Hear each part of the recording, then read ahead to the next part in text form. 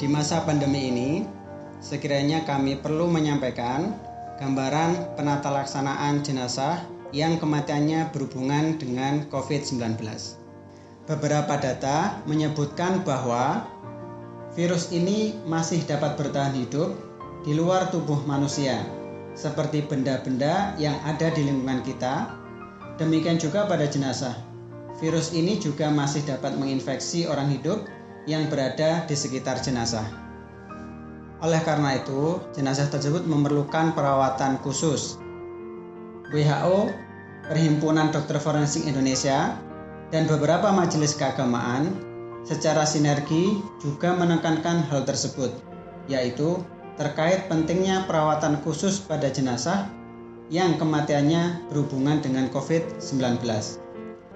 Pada prinsipnya, perawatan ini adalah mencegah penularan ke lingkungan sekitar jenazah dan masyarakat awam secara umum, yang pada akhirnya perawatan ini akan memutus transmisi virus.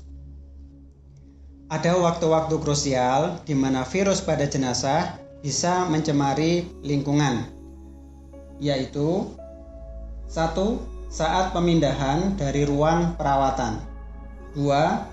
Saat memandikan jenazah. 3. Saat memindahkan jenazah ke mobil jenazah. 4.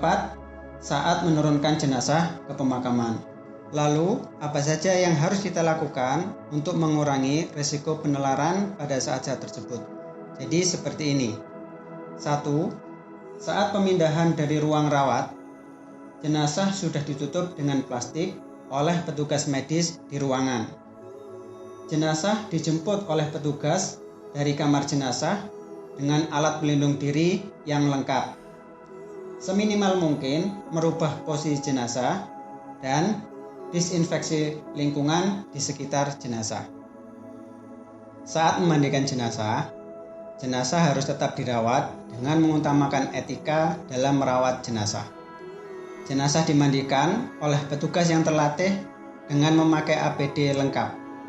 Jenazah dimandikan dengan larutan disinfeksi seperti klorin. Setelah disiram dengan larutan disinfeksi, jenazah lalu ditutup dengan lapisan kain kafan dan plastik, lalu diikat pada bagian-bagian tertentu hingga rapat. Setelah jenazah tertutup rapat, baru kemudian dimasukkan ke dalam peti dengan posisi miring, disesuaikan dengan panduan dari majelis keagamaan masing-masing.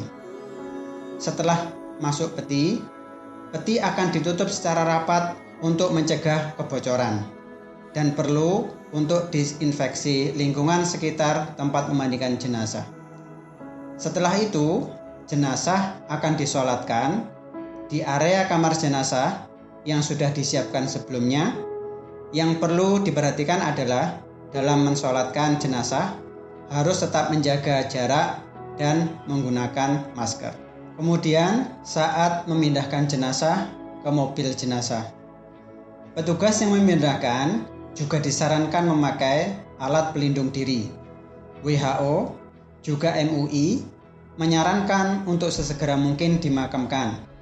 Jadi jenazah akan langsung dibawa ke pemakaman.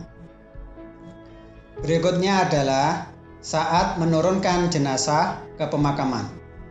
Hal yang perlu diperhatikan adalah seminimal mungkin menggerakkan atau memanipulasi peti, dan keluarga yang ikut proses pemakaman perlu untuk tetap menjaga jarak serta menggunakan masker. Demikian tadi hal-hal yang perlu diketahui oleh masyarakat, bahwa di masa pandemi ini virus ini juga termasuk virus yang baru. Perlu kiranya kita selalu waspada dan menerapkan pencegahan yang maksimal. Tentunya juga tetap mempertimbangkan aspek etik, hukum, agama, dan budaya. Saling kerjasama, pengertian, dan saling mendukung adalah hal-hal yang sangat penting dalam keberhasilan upaya pencegahan penularan COVID-19 ini. Ayo lawan COVID-19.